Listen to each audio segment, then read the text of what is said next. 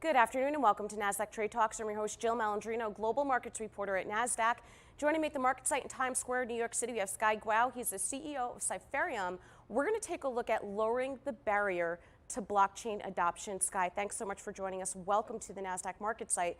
What are some of the shortcomings that you're seeing with existing blockchain infrastructures? Existing blockchain infrastructures are facing some severe limitations. First, in their scalability.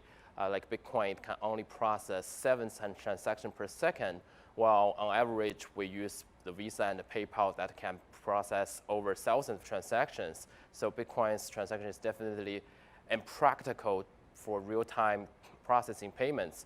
And also, Bitcoin lacks what is called finality. That means it always has a risk of forking. Your transaction could be undone. So in order for a transaction to be considered permanent, Bitcoin has to wait at least 6 confirmations, and that means 1 hour wait time. That makes it even impractical for making a payment. And also the transaction fee for Bitcoin is super high, and those are the biggest limitations of public blockchains. All right, so tell us about Cypherium and the U.S. Faster Payments Council. Sure. Cypherium is a company that we are building a new public blockchain infrastructure that's ready for enterprise uses. So it features real-time transaction settlement, and we are a member of the U.S. Faster Payments Council, which consists of the payment industry leaders from the private sectors. This organization is working closely with the Fed to promote the faster payments for the U.S. consumers.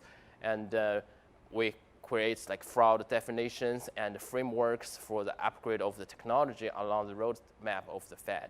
Okay. All right. Directly from the website says, unlike many second and third generation blockchains that abandon Satoshi Nakamoto's original permissionless, trustless consensus mechanism, Cypherium is built on the valuable innovations of previous blockchains. What does that mean? Many of the new blockchains like Tron and EOS, they are using what is called delegated proof of stake consensus mechanism. So they are selecting a fixed nodes as asking, but they are still centralized for transaction processing. While Bitcoin, anyone with a computer, you can mine the tokens and process transaction. It's completely decentralized. That's what we feel is critical to the democracy of the blockchains. And Cypherium uses the mining as a leader election mechanism. So that means if you have a computer, you can also mine Cypherium and join our network, and it's open to anyone.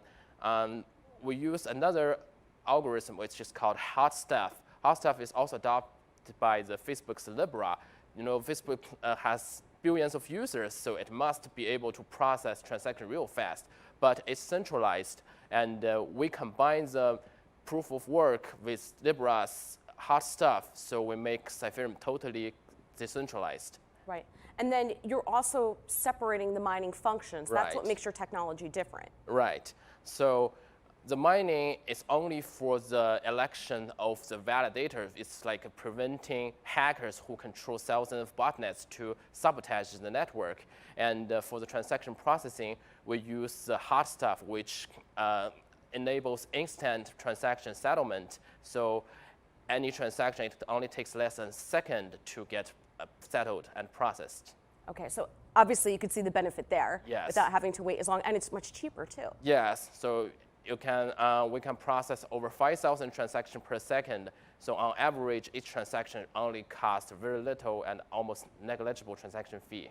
All right, now you also report for an Asian publication, and you're seeing that Chinese investors, they're looking to leave traditional fiat and convert into cryptocurrency. Is that the case? Yes. Right now, China is in a trade war with the U.S., and the Chinese yuan has only recently devalued, and many people fear that it will continue to devalue, so they are buying Bitcoin and other cryptocurrencies to diversify their risk. And definitely they are interested in cryptos as well. It's interesting to see that Bitcoin and other cryptocurrency are actually becoming safe haven assets. Right, exactly. All right, Sky, thanks so much for joining us at Thank you, MarketSite. Jill. You got it. And Pleasure. thanks for joining us on Trade Talks. I'm Jill Malandrino.